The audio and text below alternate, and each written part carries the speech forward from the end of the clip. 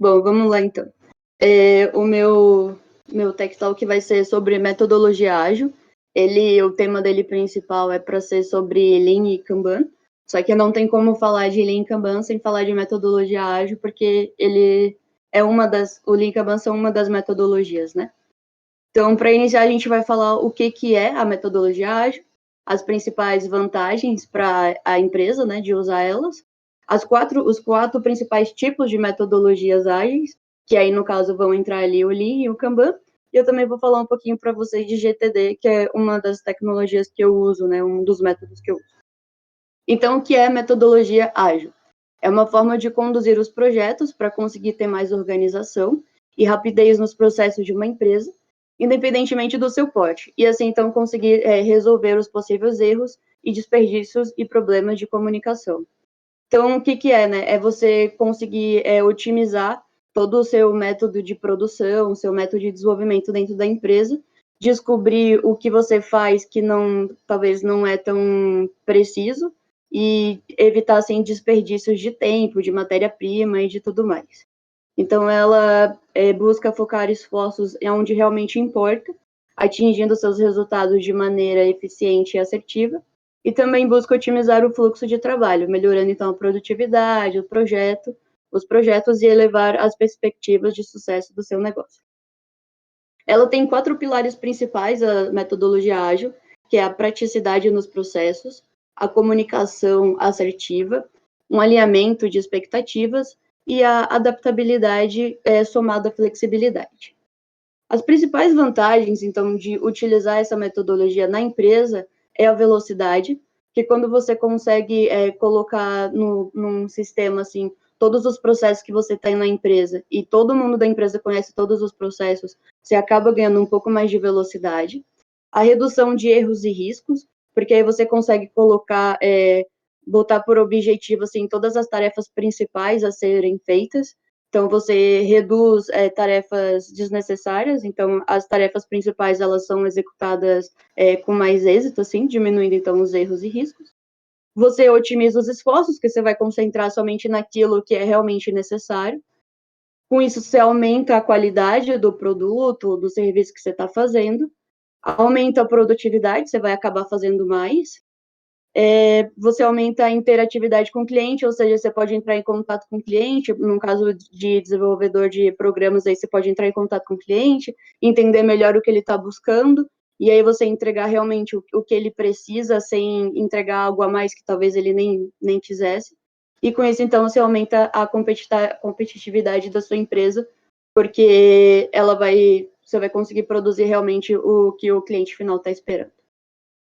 Os 4 principais tipos de metodologia ágeis que existem é o Kanban, que é o que a gente vai ver mais aprofundar um pouquinho melhor hoje.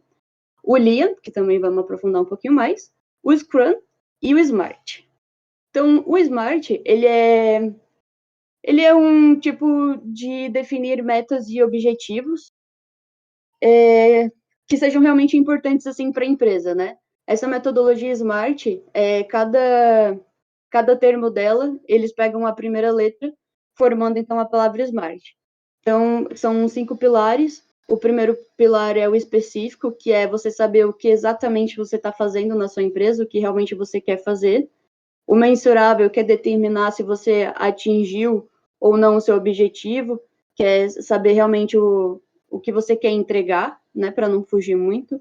O atingível, que é para você saber se realmente essa meta que você está colocando, ela vai funcionar, tipo, ou será que você está viajando demais, está colocando uma coisa muito grande, igual a gente tem lá no nosso GitHub, né, que de repente não coloca as tarefas para gente, será que aquela tarefa que está colocando, está pedindo em 15 dias, mas ela é um mês, então você tem que ver se ela realmente é atingível dentro daquele prazo, se ela é relevante, se talvez é uma tarefa que não precisava ser feita agora, se ela pode ser feita mais para o futuro, ou se não, ela tem que ser feita agora porque outras tarefas dependem dela.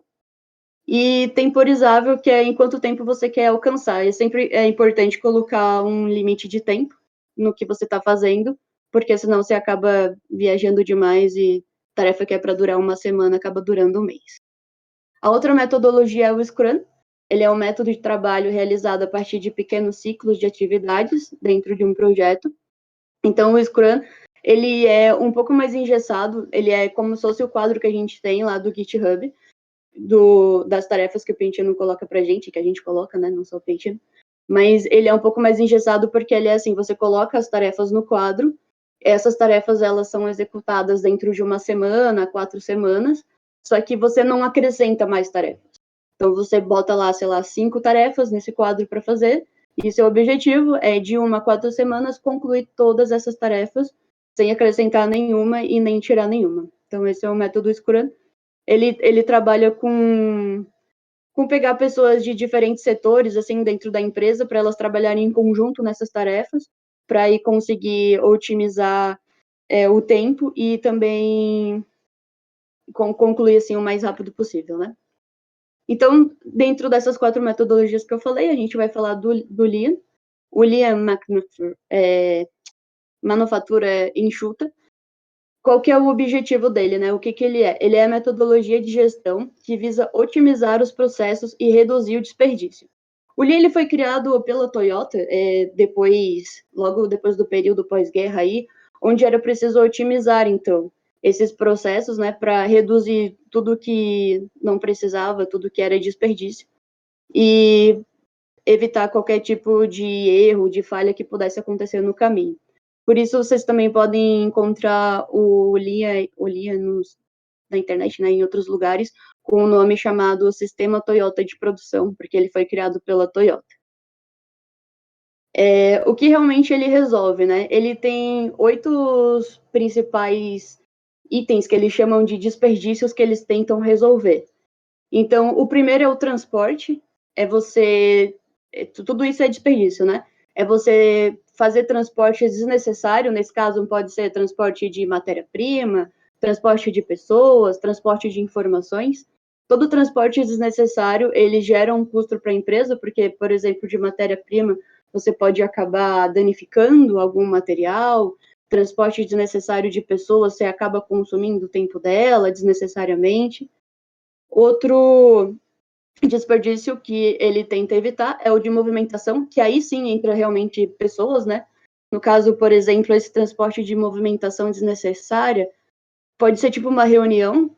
Por exemplo, a empresa marca uma reunião para quarta-feira, às 3 da tarde, para passar uma informação que talvez nem precisava. Talvez essa informação podia ser por e-mail, talvez essa informação podia ser, sei lá, por um chat, WhatsApp, algum outro meio de comunicação que a empresa tenha.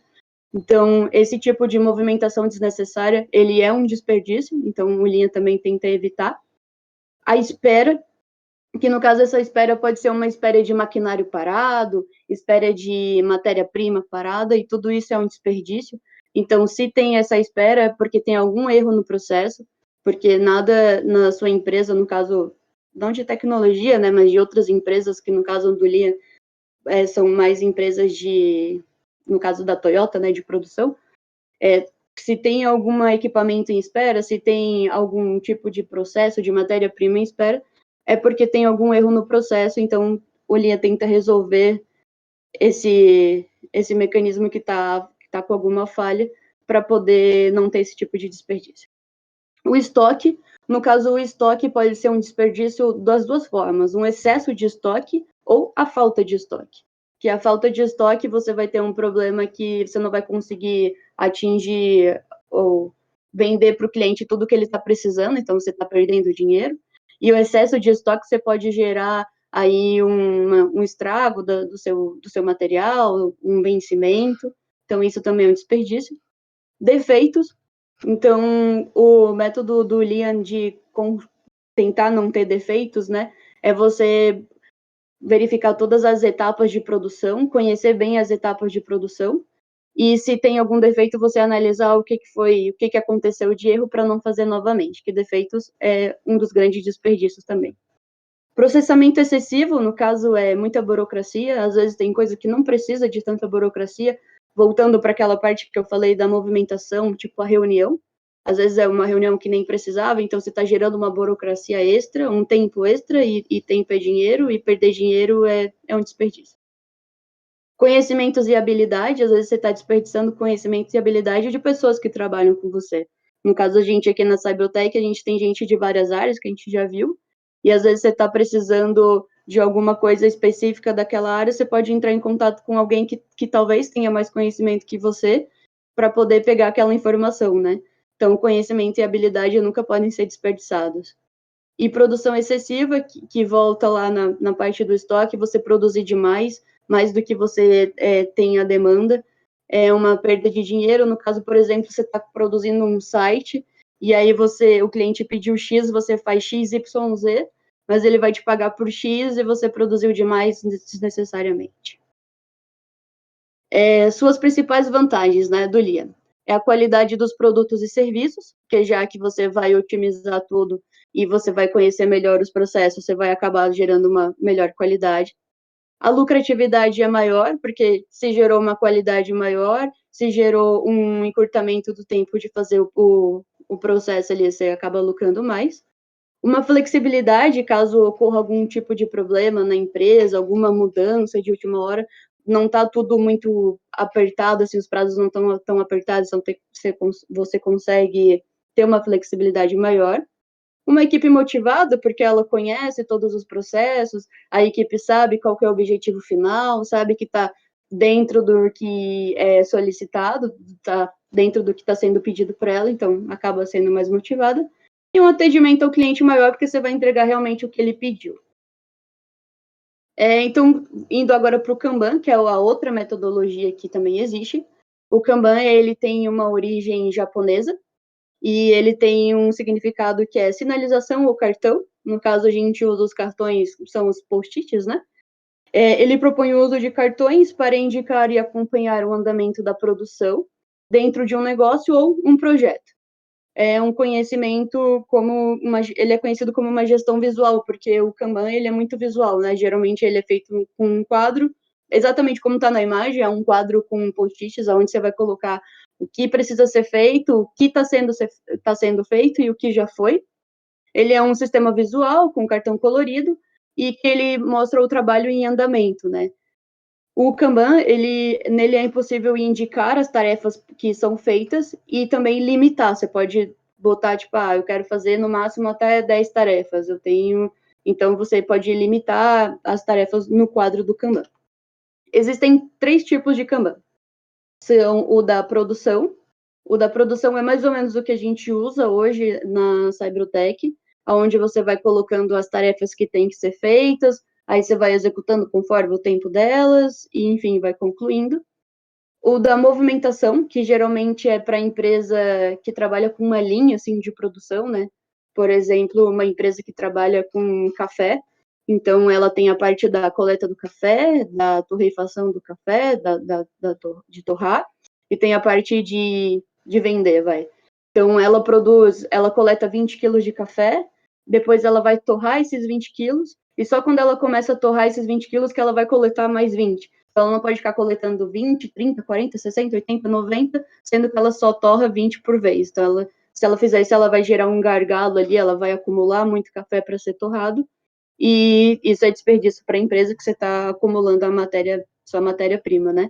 Então, esse Kanban de movimentação, ele fala que você tem que ir produzindo conforme vai andando as coisas. Você tem que ir um por vez, assim, né? Você torra, aí você torrou, você vende, e aí nisso já está gerando uma coleta lá automática e vai caminhando, assim, a esteira nunca para.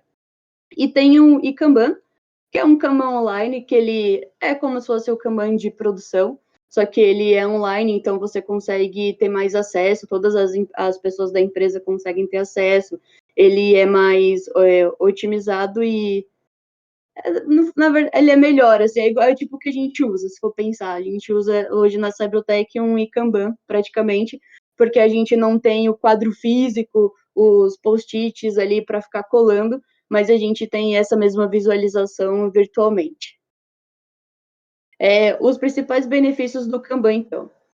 Ele é simples de ser aplicado por ser muito barato, porque numa empresa você precisa de só um quadro com post-it, ou no caso da Cybertech a gente tem um sistema lá que é gratuito. ele prioriza o que importa, então você só coloca no seu quadro lá do Kanban o que realmente vai ser feito, né, o que realmente é importante para a empresa, tarefas desnecessárias não são colocadas. E aí, com isso, ele acaba otimizando os processos, porque você não perde tempo com o que não é tão necessário. A equipe fica mais focada, porque toda a equipe sabe o que está sendo feito. Por exemplo, a gente sabe o que a Isa está fazendo, o que o Gustavo está fazendo, a gente sabe o que eles estão fazendo, então a gente conhece todo o processo da empresa, a gente não fica só no nosso, né? Não, eu não faço só a minha parte, tipo, fechada assim, e não sei o que os outros estão executando. Então, você fica mais focado porque você tem que concluir a sua tarefa, porque tem outro, ele talvez dependendo também da sua tarefa. E com isso ele faz uma redução de custos e de desperdícios, porque novamente você não perde tempo com coisa desnecessária. Então, como funciona o Kanban, né? Ele tem uma produção puxada. Uma produção puxada, ela prioriza o trabalho conforme ele vai sendo feito, né? Então, você não bota 1000 coisas para fazer de uma vez, assim. Você, por exemplo, você faz uma tarefa X, aí com isso você gera Y para o seu coleguinha e assim por diante.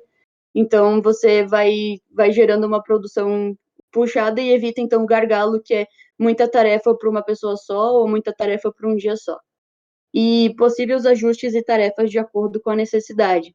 Então, o Kanban, ele é flexível. Talvez você tenha uma tarefa que era para essa semana, mas você pode analisar, talvez daria 2, então você consegue modificar ali. Ele não é tão engessado. 5 passos práticos de como aplicar no seu negócio, né, o Kanban.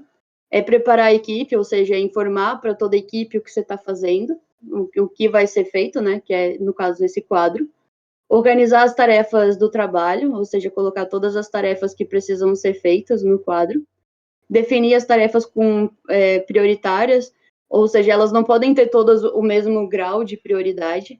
Então, a gente tem que definir o que é mais importante para evitar esse desperdício de fazer coisa que talvez não era tão necessária. Começar o processo e acompanhar o processo de perto. É sempre importante, no caso de quem está, tipo, o Piantino, né, que é o nosso responsável, ele acompanhar o que as pessoas estão fazendo, porque senão, às vezes, pode acabar virando um pouco de bagunça. Então, além de você aplicar essas tarefas para as pessoas e definir tudo que elas têm que fazer, é importante ter um acompanhamento para verificar se realmente elas estão sendo feitas e executadas com sucesso ou não. Então, acabando aqui a parte de Kanban, eu coloquei também um pouquinho para a gente ver o GTD. GTD é um método que eu utilizo, ele é mais individual, assim, mas eu acredito que ele é importante também. O GTD, ele tem 5 passos que são importantes, acho que a maioria deve já conhecer. Os 5 passos do GTD é coletar, processar, organizar, revisar e fazer. Tem um livro no Brasil, que é esse livro aqui, não sei se vocês vão ver, tá, eu estou mostrando aqui. Esse livro de GTD ele é bem legal, eu recomendo para vocês. E de GTD no Brasil a gente tem uma referência, que é a Thaís Goldinho, ela tem ela tem 3 livros, na verdade, eu tenho 2 aqui, que é esse daqui, que é Vida Organizada, e esse daqui, que é Casa Organizada. Esses 2 livros dela são bem legais, eu recomendo, se quiserem ler, sobre GTD. E como que ele funciona, então, né? Para quem não conhece ou talvez nunca viu. O GTD, ele é um método de você organizar os seus processos, as suas atividades, assim, do dia a dia. Então, você tem alguma coisa, você tem alguma tarefa para fazer, e aí você vai fazer algumas perguntas para você mesmo, né? Essa tarefa que você tem para fazer, você pode tomar alguma ação a respeito dela? Ou seja, você consegue fazer ela? Ela é acessível para você fazer? Se sim, ok, a gente vai para o próximo passo. Às vezes não, às vezes essa tarefa, sei lá, precisa de um orçamento e talvez você não tenha seu orçamento para fazer agora. Ela depende de um terceiro e esse terceiro já te falou que vai ser só daqui a 2, 3 meses. Então, se não, a gente vai enviar ela para algum lugar. No caso, pode ser para o lixo, se ela for uma tarefa desnecessária e que, na verdade, nem seria uma tarefa para você fazer. Para algum dia, talvez, que aí, no caso, se você está dependendo de alguma outra situação para fazer essa tarefa, ou como referência, às vezes você tem alguma coisa ali para processar, por exemplo, um curso que você concluiu, alguma coisa ali, e você não sabe o que fazer com ele, você usa ele como referência para uma próxima atividade. Ou, por exemplo, sei lá, a Nani, né, que ela estava fazendo lá o do Floripa Mais Tech. ela não vai concluir o curso, porque para ela não fazia mais sentido, fugiu do que ela queria. Então, o que ela vai fazer com essa atividade que ela tinha? Ela vai guardar e processar lá e deixar como referência para caso ela precise dessa informação depois. Então, ela não vai mais usar, aquilo não está mais na lista de tarefa dela, assim, né? Agora, se você pode tomar alguma ação sobre essa tarefa, então você vai botar aqui sim, aqui no nosso desenho, ó. E qual que é a próxima ação, né? Você tem que fazer primeiro uma pergunta. Essa tarefa que você tem para fazer, ela vai levar menos de 2 minutos? Se vai, então faz. Porque só o processo que você vai ter para organizar essa tarefa para fazer depois vai levar 2 minutos. Então faz logo. Às vezes a gente tem uma tarefa que é simples, sei lá, é só clicar num botão ou só guardar numa gaveta e a gente acaba prolongando essa tarefa que desnecessariamente, né? Então, se você tem uma tarefa, você tem anotado aqui alguma atividade que você olha e fala, nossa, isso aqui eu faço em 2 minutos, então faz. Não junta mais tarefa, porque quanto mais você junta, pior vai ficando. Agora, não vai levar 2 minutos, vai demorar mais. Então, você pode delegar. Talvez essa tarefa não seja só para você, talvez essa tarefa seja para outra pessoa também. Então, você pode delegar a tarefa. Ah, você não vai delegar essa tarefa para você? Então, você pode agendar ela. Você coloca ela na sua lista de tarefa, põe um limite e agenda ela ali no seu calendário. Então, só voltando aqui, nessa parte do coletar, o que eu uso, né? Eu uso uma agendinha, uma agenda pequenininha, onde eu coloco tudo que eu recebo de informação, eu vou colocando aqui, e eu também tenho um suporte que eu vou colocando papéis, às vezes, sei lá, documento do médico, qualquer coisa você vai colocando ali, e essa é a sua forma de coletar, né, todo tipo de informação que você tem, tipo, caixa de entrada de e-mail, às vezes você tá no meio, às vezes você tá na rua, e você lembra de alguma coisa, por exemplo, eu preciso comprar um remédio, e aí você não está perto de onde você vai comprar o remédio agora. Então você precisa ter algum lugar para você anotar, às vezes mandar um e-mail para si mesmo, para coletar esse tipo de informação. Aí depois você pode processar ele, como eu falei, verificar se dá para fazer ou não dá para fazer, e delegar ou não delegar, e então fazer. Então, esses daqui eu já recomendei, esses livros para vocês, foi o que eu mostrei aqui. São os livros que a gente tem no Brasil que são bem legais, eles são em português também. Essas são as referências do que eu falei, e obrigada.